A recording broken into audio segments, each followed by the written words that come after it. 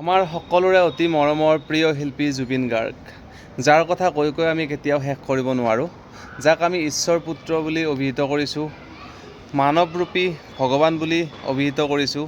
তেখেতৰ অতি কষ্টৰ অতি ব্যয়বহুল চিনেমা ৰৈ ৰৈ বিনালে আৰু মাত্ৰ কেইদিনমান পিছতে আমাৰ মাজলৈ আহিব। গতিকে তাৰ যি অগ্ৰিম টিকেট মুকলি কৰা হৈছে, সেই টিকেট বিক্ৰীৰ এক বৃহৎ সাফল্য লাভ কৰিছে আৰু এক অভিলেখ সৃষ্টি হৈছে, য'ত নেকি ঘণ্টাত 14,000কৈ 16,000কৈ টিকেট বিক্ৰী হৈছে। আৰু তেনেধৰণৰ টিকেট বিক্ৰী কিন্তু কোনো ধৰণৰ তামিল চিনেমা হওক, তেলেগু চিনেমা হওক, চাউথৰ যিকোনো চিনেমা হওক, কাৰণ বলিউডৰ কথাটো নকয়, আজিকালি আপোনালোকে জানেই বলিউডখন শেষ হৈ গৈছে। তেনেকুৱা হলিউডৰ চিনেমা হওক, কোনো এখন চিনেমাতে এনেকুৱা অভিলেখ ভংগ হোৱা নাই। গতিকে আমাৰ অসমীয়া মানুহে শিল্পীক কিমান মৰম কৰে, অসমীয়া মানুহে শিল্পীক কিমান মৰ্যাদা দিব জানে বা নিজৰ আপোন মানুহ এগৰাকীক কিমান মৰম কৰিব জানে, কিমান ভাল পাব জানে, এয়া তাৰ এক জ্বলন্ত উদাহৰণ। লগতে আমি আমাৰ ফালৰ পৰা এটা কথা মনস্থ কৰিছোঁ, ৰৈ ৰৈ বিনালে চিনেমাখনত যিখিনি ৰেভিনিউ আৰ্ণ হ'ব, এই ৰেভিনিউখিনি যাতে সৎ পথত যায় বা সৎ কামত ব্যৱহাৰ কৰা হয়, সেইটো সদায় লক্ষ্য ৰাখিব লাগে গৰিমা বৌৱে, যাতে জুবিন দাই কষ্ট উপাৰ্জিত ধনৰ দ্বাৰা নিৰ্মাণ কৰা এই বিশেষ চিনেমাখনৰ পইচাখিনি অথলে নাযায়।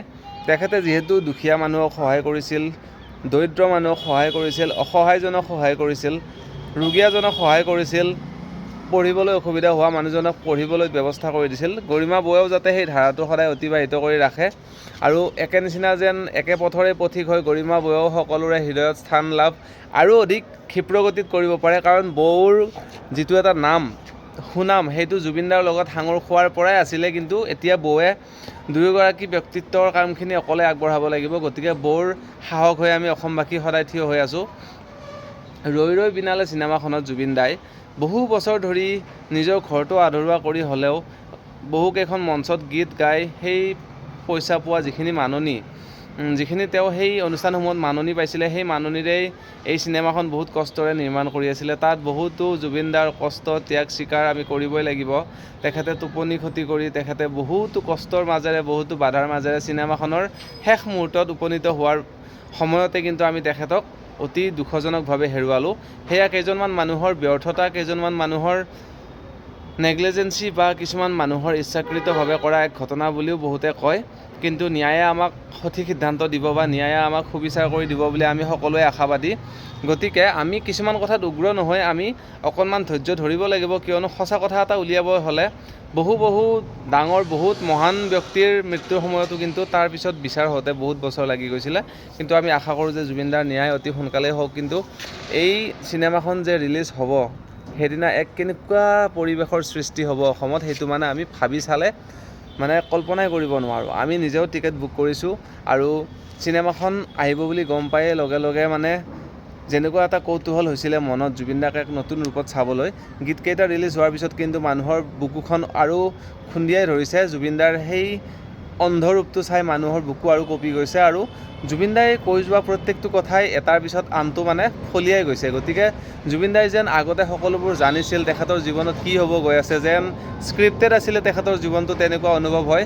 আৰু আজি এটা ইণ্টাৰভিউত মই দেখিছোঁ, তেখেতে হেনো এগৰাকী বিশিষ্ট ব্যক্তিক কৈছিলে যে মই ঈশ্বৰ পুত্ৰ, মই সকলোবোৰ জানো। এই কথাটো তেখেতে ৰাতি 2 বজাত কৈছিল তেখেতৰ এগৰাকী প্ৰিয় বন্ধুক। আজি মই তেখেতৰ ইণ্টাৰভিউটো বাছত আহি থাকোঁতে ডিউটিৰ পৰা দেখিছিলোঁ।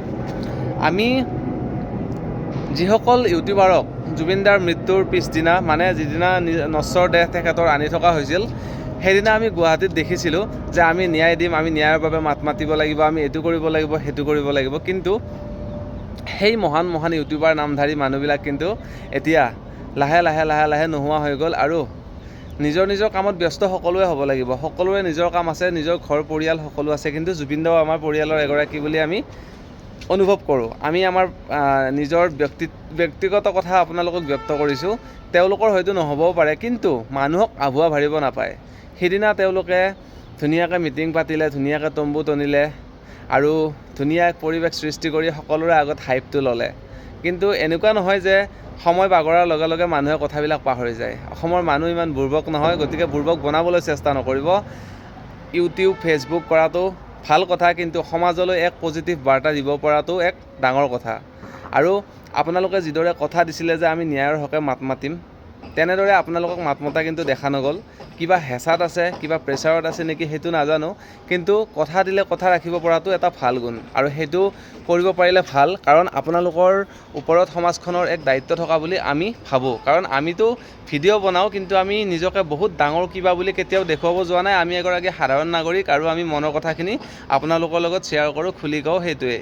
আৰু ইউটিউবত যেতিয়া আমি লাইভ আহোঁ, বিভিন্ন ভাষাৰ মানুহে, বিভিন্ন ভাষী মানুহে বিদেশৰ পৰাও চায়, তেতিয়া আমি বেলেগ বেলেগ ভাষাত উত্তৰ দিবলৈ চেষ্টা কৰোঁ। গতিকে যিসকলে অকণমান স্থায়িত্ব পাইছে, যিসকলে ফেম পাইছে, যাৰ টকা পইচা বেছি আছে, তেওঁলোকৰ দায়িত্বও গধুৰ হোৱা বুলি মই ভাবোঁ, আৰু দায়িত্বৰ যিটো গভীৰতা বা গধুৰতা সেইটো তেওঁলোকে অকণমান অনুভৱ কৰিব লাগে। আৰু অসমৰ প্ৰতি থকা তেওঁলোকৰ ভালপোৱা, জুবিনদাৰ প্ৰতি থকা তেওঁলোকৰ মৰম, এইখিনি কিন্তু ভাল ভাল কৰ্মৰাজিৰ দ্বাৰা তেওঁলোকে মানুহৰ আগত প্ৰতিপন্ন কৰিব লাগে। কথা হ'ল, জুবিনদাই যিবিলাক মহৎ কাম আধৰুৱা কৰি থৈ গ'ল, সেইবিলাক আমি সকলোৱে মিলিজুলি কৰিব লাগিব। আৰু এজন বা দুজন মানুহে যদি অকণমান আগৰণুৱা হৈ আগভাগ লয়, তেনেহ'লে আমি তেওঁলোকক উপলুঙা নকৰি বা অট্টহাস্য নকৰি তেওঁলোকক আমি সঁহাৰি জনোৱা উচিত। যিদৰে এতিয়াও মহৎ মহৎ মানুহ জীয়াই আছে জুবিনদাৰ লগত কাম কৰা। উদাহৰণস্বৰূপে মই পবিত্ৰ ৰাভাদেৱৰ কথা ক'বলৈ ওলাইছোঁ। তেওঁ এগৰাকী সৎ শিল্পী, সৎ সাহসী আৰু মহৎ গুণৰ অধিকাৰী শিল্পী। তেখেতেও বহুতো দুখীয়া নিচলা মানুহক সহায় কৰিছে, বহুতো বিশেষভাৱে সক্ষম লোকক লৈ তেওঁ বহুতো পৰিকল্পনা কৰিছে। গতিকে তেখেতৰ কিবা যদি আহি থকা দিনত প্ৰচেষ্টা থাকে বা ভাল কামবোৰ থাকে, আমি নিশ্চয় তেওঁলোকক সঁহাৰি জনোৱাটো ভাল। আৰু জাতি ধৰ্ম বৰ্ণ নিৰ্বিশেষে আমি সকলোৱে ৰৈ ৰৈ বিনালে চিনেমাখন চাওঁ আহক। আৰু চিনেমাখনৰ যি ভাৱধাৰা বা চিনেমাখনৰ দ্বাৰা যিটো মেছেজ আহিব, সেই মেছেজটো আমি সমাজলৈ বিয়পাই দিওঁ আহক।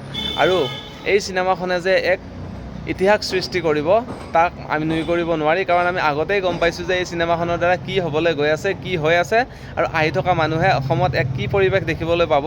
আমি টিকেট বিক্ৰীৰ এই যে অভিলেখ গঢ়িলে, এই অভিলেখৰ পৰাই গম পাইছোঁ। আপোনালোকে কি ভাবে কমেণ্টত জনাব, আৰু সকলোৱে সদল বলে ওলাই আহক, চিনেমাখন চাওঁ আৰু ছুপাৰ হিট বনাওঁ। জুবিনদাৰ এই কষ্ট আৰু ত্যাগৰ ফলখিনি আমি সকলোৱে কান্দি কান্দি হ'লেও উপভোগ কৰোঁ।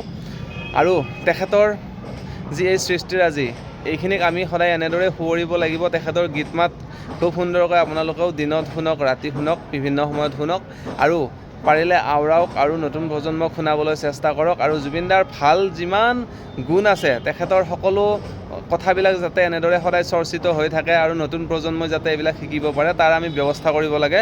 যিদৰে আমি জ্যোতি সংগীত, বিহু গীত, ৰাভা সংগীত, বৰগীত, ভূপেন্দ্ৰ সংগীত এইবিলাকৰ প্ৰতিযোগিতা পাতোঁ, ঠিক তেনেদৰে জুবিনদাৰ নামতো গীত মাত প্ৰতিযোগিতা হ'ব লাগে আৰু চৰ্চা হ'ব লাগে। জুবিনদাই কৰি যোৱা সকলোবোৰ কৰ্মৰাজি যাতে সদায় সজীৱ হৈ থাকে, তাৰ ব্যৱস্থা কৰিব লাগে। ভিডিঅ'টি শেষলৈকে চাই থকাৰ বাবে বহুত বহুত ধন্যবাদ। যদি ইউটিউবত চাই আছে ছাবস্ক্ৰাইব কৰিব, আৰু যদি ফেচবুকত চাই আছে তেনেহ'লে ফ'ল' কৰিবলৈ নাপাহৰিব। লাইক কমেণ্ট আপোনালোকে কৰিবই, সেয়া মোৰ দৃঢ় বিশ্বাস। শেষলৈকে চাই থকাৰ বাবে পুনৰ এবাৰ বহুত বহুত ধন্যবাদ।